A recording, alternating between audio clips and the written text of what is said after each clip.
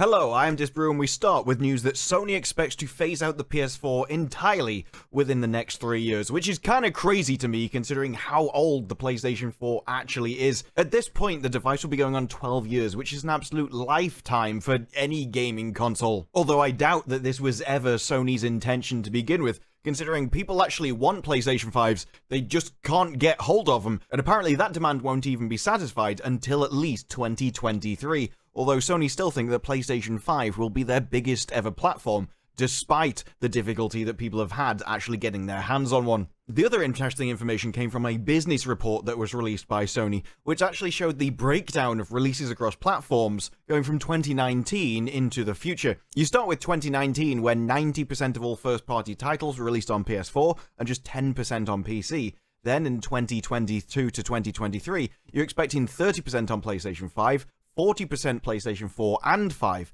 20% on PC, so doubling that, and then 10% on mobile.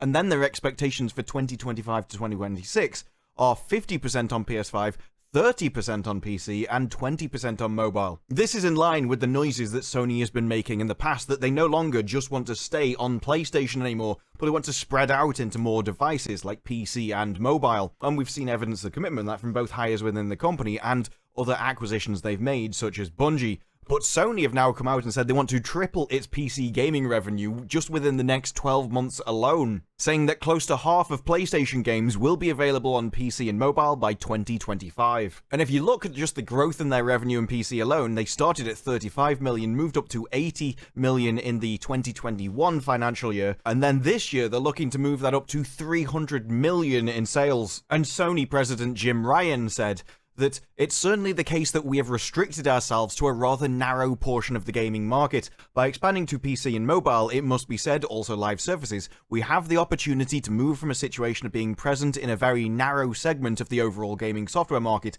to being present pretty much everywhere. And as far as I'm concerned, that's very good news. Not just because I'm a PC gamer, but I think exclusivity harms gamers overall. And if games can be sold on more platforms, they can make more money, and that should lead to better, larger, more interesting games in the future. So how this will actually look when you get down to the details, no one's quite sure now, but if they want all of this to be done by just 2025, things are going to have to move at quite a pace, and personally, I'm looking forward to it. Xbox also had some recent news, although theirs was about a cloud streaming device that they've been working on. Apparently, they're pursuing a new approach for their game streaming device, which was codenamed Keystone. Whatever they've worked on up until this point is clearly not enough, and quite frankly, I'm not surprised. When it comes to game streaming devices, we've had things like Stadia for a long time, and these universally failed. It sounds really nice that, you can just get a little USB stick, stick it in a TV, get a controller, and away you go. But when you get down to the details of cloud game streaming, it's the lag that really gets you. You can't fight physics,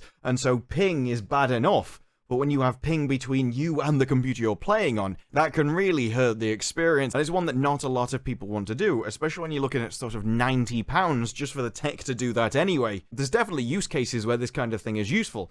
But for most people, they'll always want a computer in their own home so that they can get the best experience. So this is likely why Xbox had to go back to the drawing board. If all they were going to do is just come out with a different USB stick, just like Stadia did, you do have to think, why on earth do they think they could be a success when so many other people have failed doing the exact same thing? So I find it interesting that they are focusing on improving it in some way. As they say, as part of our technical journey, we're constellating evaluate our efforts. We've made the decision to pivot away from the current iteration of the Keystone device. We'll take our learnings and refocus efforts on a new approach that will allow us to deliver Xbox cloud gaming to more players around the world in the future. And it goes on to say extending the Xbox experience to more devices, standalone streaming devices you can plug into a TV or monitor is what was rumored at the time. As well as rumors that Xbox was supposed to have all this ready by May 2023. That's not looking too likely anymore. And the issue I have with the USB device is if you're already going somewhere where it has Wi-Fi and a set television and everything else, it's not too much more of an effort to actually just bring the console with you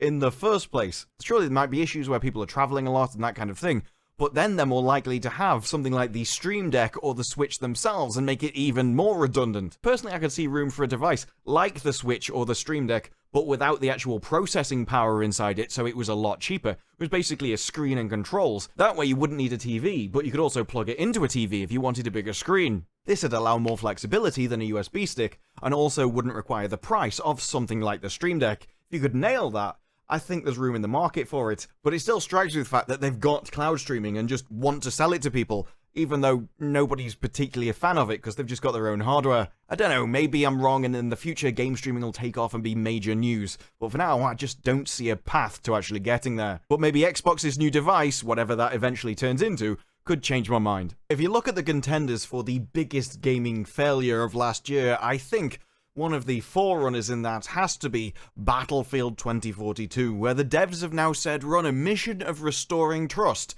in Season 1. Yes, that's right, we're about to hit Season 1 of Battlefield 2042, what, like 7 months post-launch? The content in this has been incredibly slow, simply because of the disastrous launch that it was and the amount of bugs that it had. The sad thing is, in my opinion, they're really not even fixing what needs to be fixed, at least not at a pace which is anywhere near the speed that they should have handled it at. Now, this is being improved by the fact that they are dropping development of Hazard Zone, which was a mode that people may have played once or twice and then never went back to. For a game that was pitched and rumored to be Escape from Tarkov, what you ended up with was just a sad little mess. And of things which are not going to live up to the hype, I think that Season 1 of Battlefield 2042 definitely seems to be one of them, as it's delivering quality of life improvements, fixes, and improvements to demonstrate our continued commitment to Battlefield 2042. I think people would have liked it if you'd committed to finishing the game before it launched, but instead,